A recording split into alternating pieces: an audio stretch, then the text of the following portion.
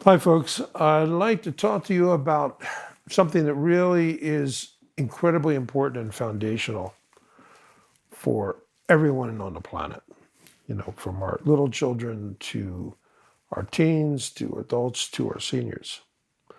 And essentially, it involves an understanding of short term memory, working memory, and executive function.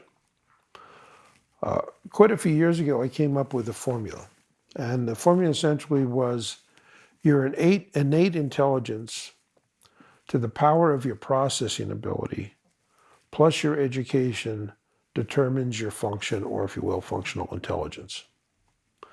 And what I would like to focus on right here is helping you understand processing. Most people are familiar with processing relative to a computer. And understand the better the processing, the better the computer functions. Well, the better our processing, the better we function. And these pieces are incredibly important to understand because they're not static. They develop and they can change, and we can improve them throughout our lives. Right? So short-term memory essentially is how much we can take in sequentially, visually, what we see, auditorily, from what we hear. And it develops in pieces. And if you will, we can look at those pieces to see where the child functions globally. For example, we test an adult sequential processing, short-term memory, by a thing called a digit span. Right? If I say 5, 7, 2, 1, and you can repeat 5, 7, 2, 1, you have an auditory digit span of 4 or more. Okay. If I say 5 numbers, it's 5, 6, 7. If it's 15, it's 15. All right. This isn't hard. All right. That digit span is how many pieces you can take in sequentially and hold together temporarily and bring out. All right. It's called short-term memory. That process develops at the rate of about 3/4 of a digit a year to we're about 7 or 9 years old, where it typically stops developing. Right? That can be changed, but that's typical development. And you see all things directly associated with where that processing is. So if a child processes a 1, all right, and that's not necessarily the child repeating a word or repeating a number, be a direction. If you say, Johnny, touch your nose, or Johnny, where's your nose? All right, that's a 1. They got that, all right? And our expectation at that point is Johnny's going to have kind of single words that he uses. Right? His attention span is going to be about that long. Right?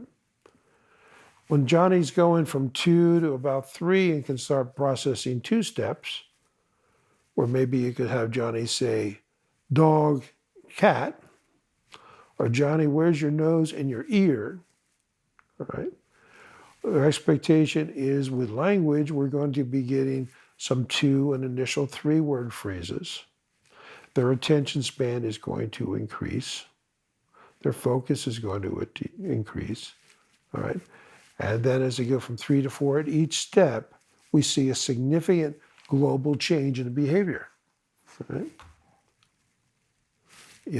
Associated with that, some interesting pieces. All right. Many people have heard the expression terrible twos. Right?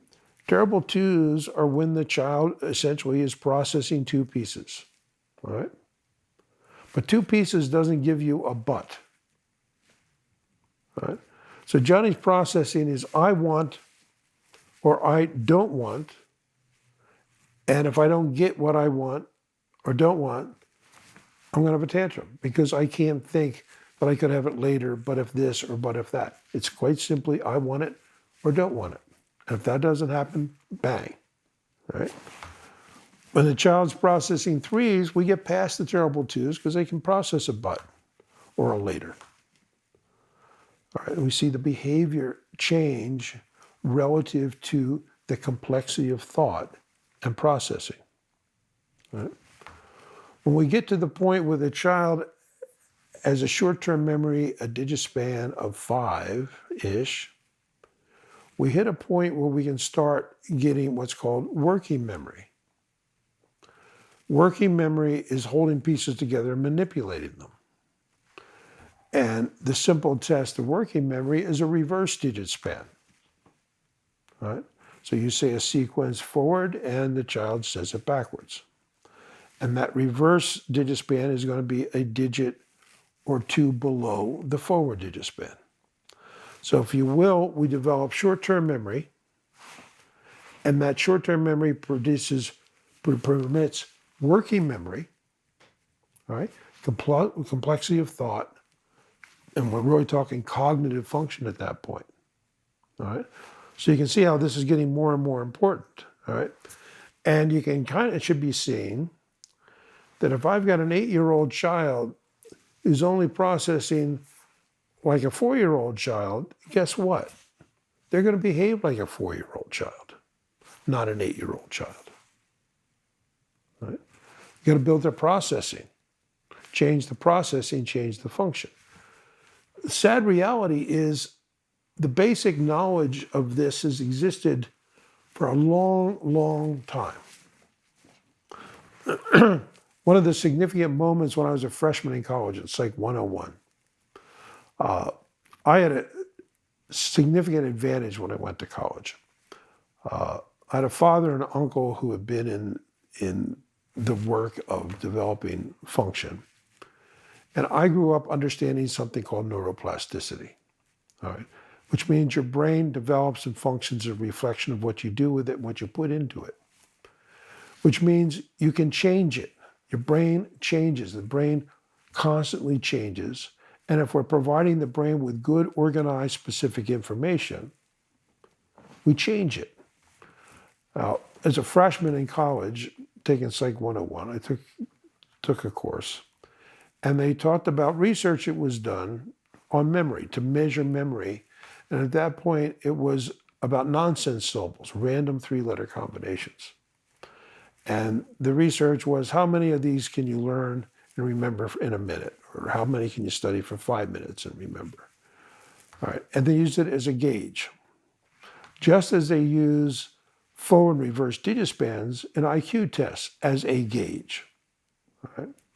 But when I saw that understanding neuroplasticity, I didn't see it as a gauge, I saw it as a vehicle. And I had kind of a strange sense of humor as a kid, I probably still do today, truth be known. But thinking nonsense syllables, I'm going to spend 4 years here and I got to learn a bunch of nonsense. And it'd be good if I got good at learning nonsense. So I actually made up lists of nonsense syllables, all right, and studied them. How many can I learn in a minute? How many can I learn in 5 minutes? How can I remember in 10 minutes? All right. And what happened with that is I developed really good short-term memory and working memory and what's called executive function, which I'll talk about later, which made college incredibly easy, right? Because I was able to process the information, manipulate the information, understand the information, and function. Shortly after that, I developed a math program for special needs kids based on an understanding of where these pieces are, all right, and how they develop and how to apply it, and then developed entire educational methodologies based on that understanding. The child's here and can process this many pieces. If we're giving them this many pieces, we're talking to ourselves, all right? So it's incredibly important to understand where individuals are so we know how to build it and develop it and what to expect. With special needs kids, if you look through the lens of understanding this processing, you'll see there's a lot of nonsense. A lot of things are done with special needs kids based on a chronological age, not where they are developmentally. And it drives me nuts. I have some poor little kid who processes a 2. He's 5, 6 years old. he starts going to school, and they start trying to teach him to write. You going to teach your 2-year-old to write? No. Is that kid going to learn to write? No. Is it appropriate to teach him to write because he's chronologically at that age when he's developmentally here? No, it's not. Right? So understanding these pieces is really, really important. Right? Where it becomes incredibly important is the short-term memory. We build the short-term memory, then we can build the working memory, and what working memory produces is something really cool called executive function. And executive function are all of those things you think that a successful person can do. They can organize their time, they can structure, they can prioritize, they can inhibit, meaning, gee, I shouldn't do that, I'm not going to do that. All right? All of those things that permit us to function well as adults are reflections of the short-term memory, the working memory, and being able to put together the pieces that will produce that function. And if we look at the people who are dysfunctional in society, they don't have those pieces. They don't have the executive function. They don't have the foundation that's going to permit them to function.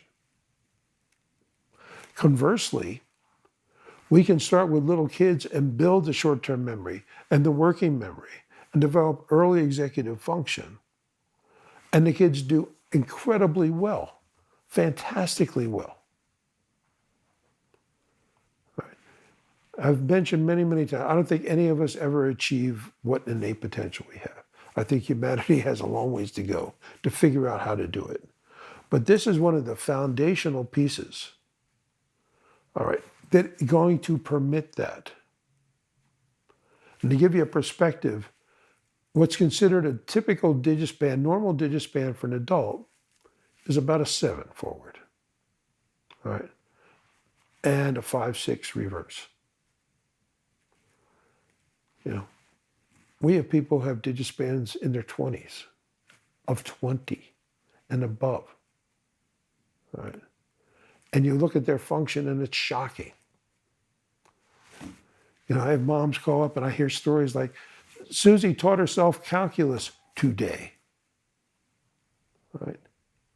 We build this foundation that permits us to take in information, to learn and to think and to function. We create very high functioning individuals. We have children with Down syndrome for whom we've developed normal processing ability. And guess what? They function normally. They have jobs, they drive cars, they have social lives, right? Because they have that foundation.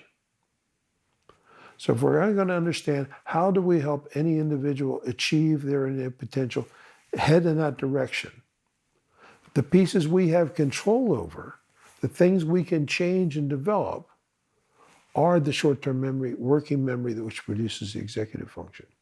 Over the course of years, we've developed maybe hundreds of different specific methodologies to do it. We've developed software programs, simply smarter to do it.